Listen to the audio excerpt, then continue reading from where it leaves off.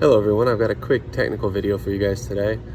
We've had an ongoing issue with our air-fuel ratio sensors in our F-jet.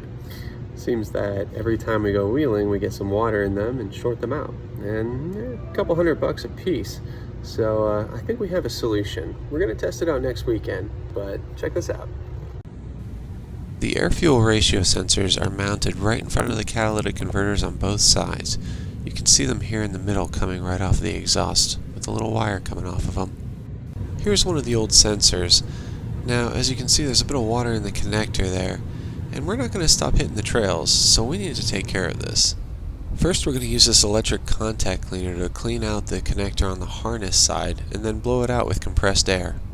We'll be using these Christmas light extension cable connector covers to help seal up our O2 sensors and encapsulate them from the elements. Combined with the pretty decent gasket it comes with, a little bit of butyl tape around the wiring will help seal it completely. I zip tied these shut just to give them that extra added strength on the bumpy trails, so stay tuned and we'll see how these work out.